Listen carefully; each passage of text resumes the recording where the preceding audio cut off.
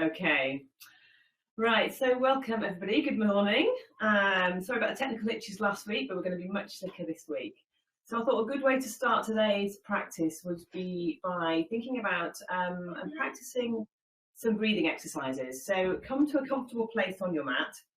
You don't have to be sitting on your knees, wherever is comfortable.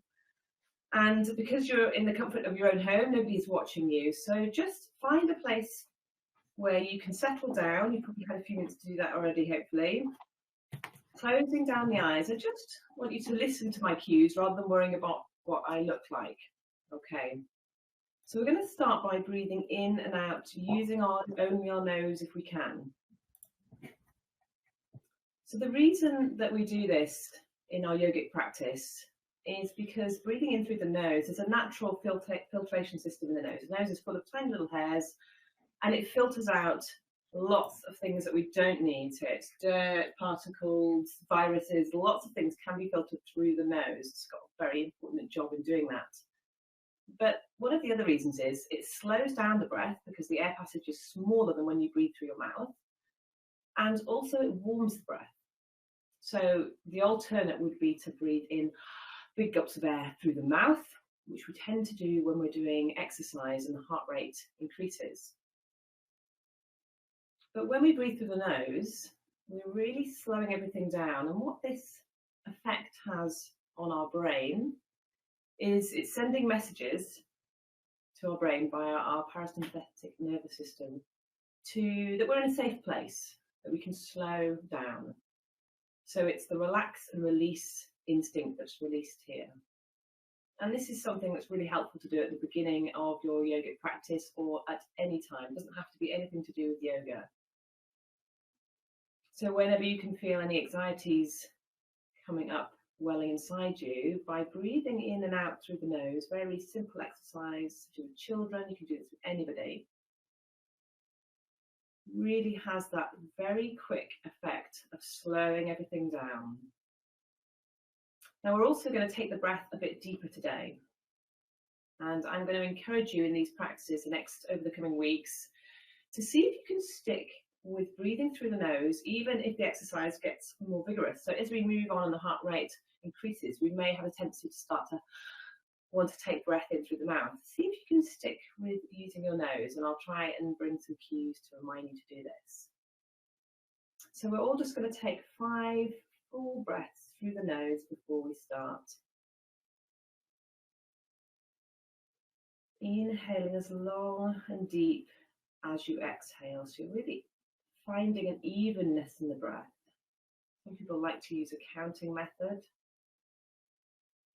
And that's fine. Some people just find they can find their own rhythm, just noticing the natural rise and fall of the chest, the expansion of the chest, the working of the diaphragm. So we'll just take 2 more full breaths.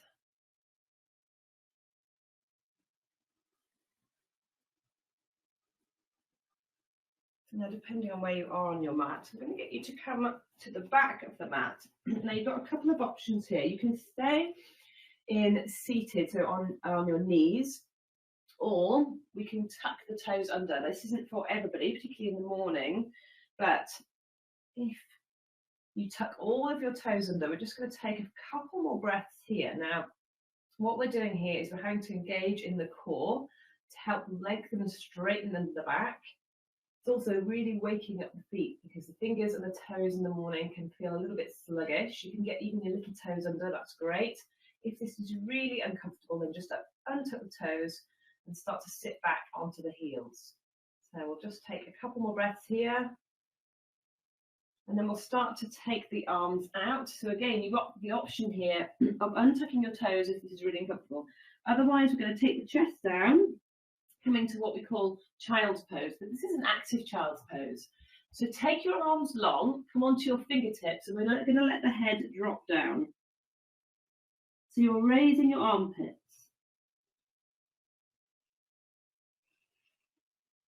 One more breath. And then untuck the toes. Let the body settle down. Flatten your hands and roll the body forwards. So you're coming into an all fours position now. And in your all fours, we're going to start to drop the belly. So you're dropping the belly and you're raising the head. Now, as you do this, resist the temptation to let the neck sink in towards the shoulders. We're going to find some space between the bottom of the ears and the shoulders. Take a big breath in through the nose. And as you go out through the nose, we're rounding the back while we send the hips back into our child's pose. We're going to do this a few times, so don't worry if you need to catch up a little. As you inhale, roll the body forwards, let the belly drop. Make sure there's lots of space between the bottom of the ears and the shoulders. Make that inhale nice and big through the nose, remember, and as you exhale, we're curving the body and sending the hips back. So you can do this in your own time, with your own breath. Make sure you're moving quite slowly, evening out and lengthening the breath. So you're really working through the articulations of the spine here, finding some movement between each vertebrae.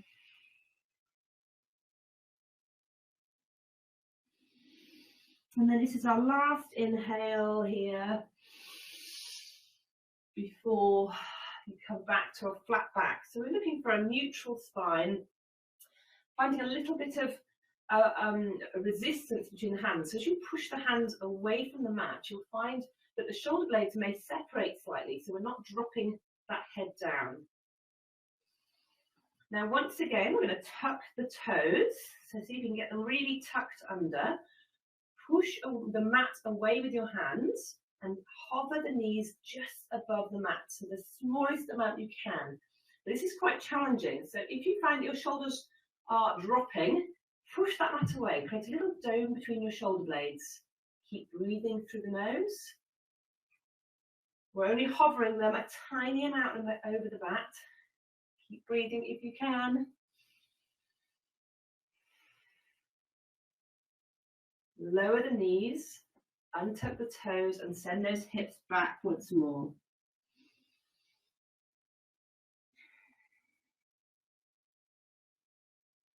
On your next inhale, we're going to roll forwards. We're going to do that once more. So tuck the toes, get a good grip of your mat. Spread your fingers. Create that little dome between the shoulder blades. Hover the knees just above the mat. Now make sure you're still breathing, so don't hold the breath here. Keep the breath going in and out through the nose if we can. Really lighting that fire in the belly now. And then very slowly push the hands away. We're going to start to send the hips up, reaching the arms away, really finding that extension, keeping the knees bent. So we're in a modified downward facing dog here. So make sure your hands are hip width apart and your feet are hip width apart. Look down between your legs. So you're really bending the knees, taking the chest towards the thighs. So finding that extension in the back. Now slowly start to lengthen the legs, resisting the temptation for the body to come forward. So we're trying to keep that chest as low as we can. This is a really challenging pose. So I know that downward facing dog is not accessible for everyone. And if you feel that it's your hamstrings that are particularly tight today, keep your legs generously bent. Work hard on the upper body. Starting to find some length in the legs, sending the heels towards the back of the mat. We're going to find some stillness here. So wherever you are, not worrying about the shape you're making, focus back in on your breath. So stick with your breathing, trying to stay through, breathing through the nose. We're going to start to roll the body forwards again. So make a big curve as if you're coming over a big Pilates ball. So roll that body all the way forwards, ending up slowly in your plank. Take a breath here, keep the dome between the shoulder blades. And we're going to reverse that. So lift the hips, come onto the toes, slowly roll the body backwards into your downward facing dog.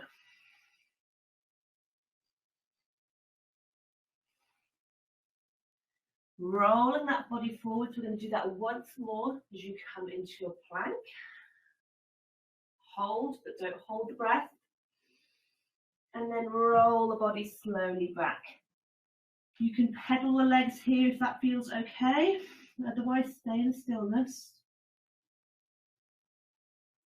Last time, as you roll that body forwards, really make the roll as big as you can. As if you're coming over a ball, don't let the hips drop.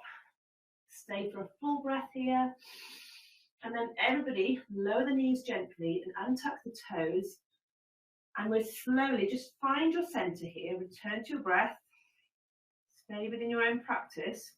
Engage in your core, so we don't want to let that belly drop. Keep that connection. Keep your elbows as close to the side of your body as you can, looking straight down. Send your elbows back. We're going to slowly lower the body down, so very slowly. Your challenge here is to get your forehead down before your hips. And whenever I say that, people always laugh, so it's fine, I can't see today.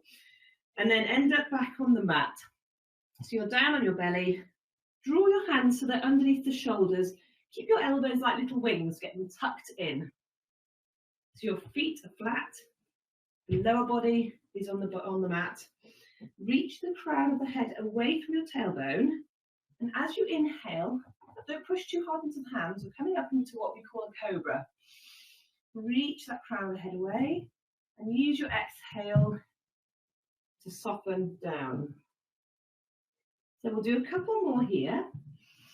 That lift can be absolutely tiny. It doesn't have to be very high off the mat, so don't worry again about what it looks like.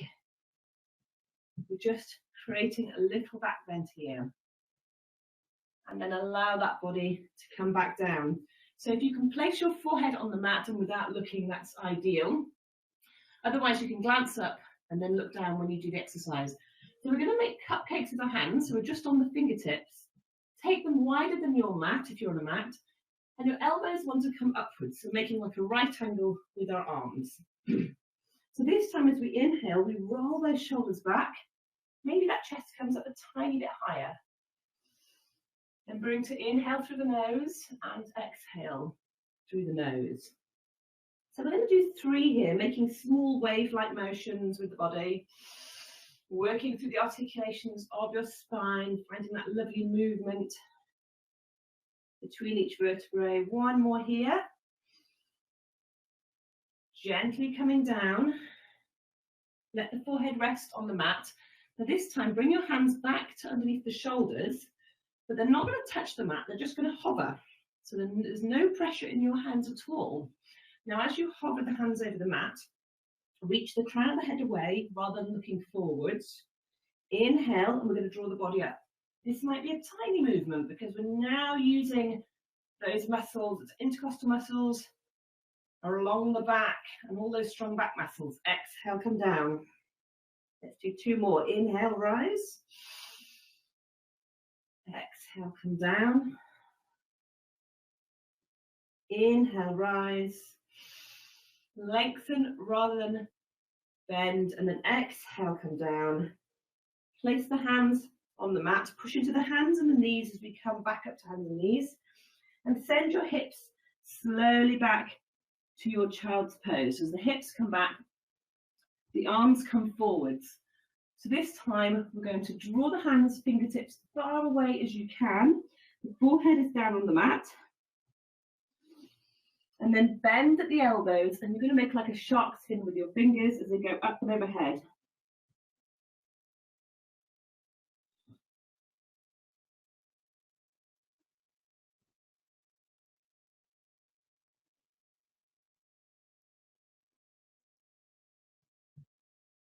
Place the hands down once more and roll that body forwards so that you end up in your all fours once more. So this is more or less where we started. We're going to tuck the toes. We're going to do like a reverse of what we did before. Tuck those toes, engage in your core. So this is the first thing we want to do. So lightly engaging in the core, so that as we push those hands away, we can hover the knees, tiny amount. So we'll all be at different stages here.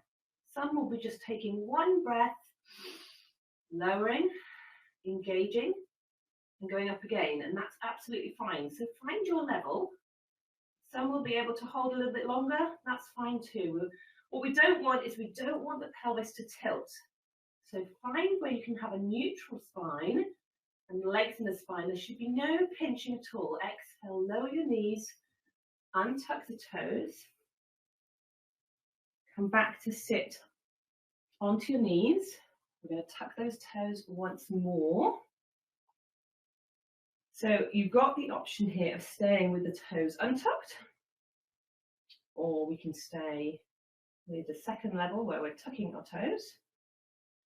Or if you want a little bit more challenge today, we're going to keep the toes tucked and we're going to come into a toe balance. So reaching your fingertips down, you might just touch the mat. Find something to look at in front of you that's not moving. Start to engage in your core. This is really important here. Engage in the core. Maybe we can draw the spine up long. Maybe, if you're feeling relaxed, we can roll those shoulders back and down. Lightly bring the palms together. And come back to your breath. Can we breathe evenly and fully through the nose? And while we do so, can we relax everything else? So have we relaxed the jaw? Have we relaxed the fingertips, the shoulders? There's no gripping. We're not holding on for dear life here. Everybody come back down. Let's go back through that toe stretch that we started with. Untucking the toes. Just come to a comfortable seat. You can come into cross-legged, you can sit down any old way you want. Turn your palms to face upwards. So this just opens out the chest, starts to send those shoulders down the back body.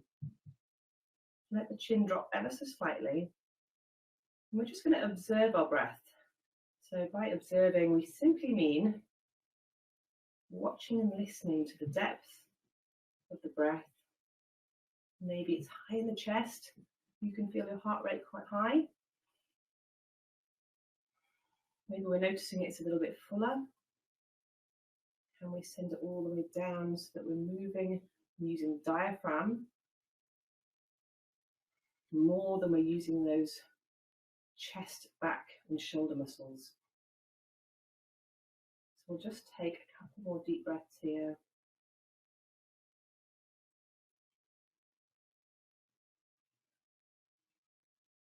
Letting everything settle. So this short time at the beginning of the end of the practice, focusing on the breath, allows you to observe differences and to keep monitoring yourself, making sure our attention is staying in our practice, not shooting out elsewhere to things that we need to do, either that we've done in the past or ahead of us. Trying to stay in our moment now. So thank you very much for today's practice. We'll be doing the same time on Wednesday, so I'll see you then. Thank you very much.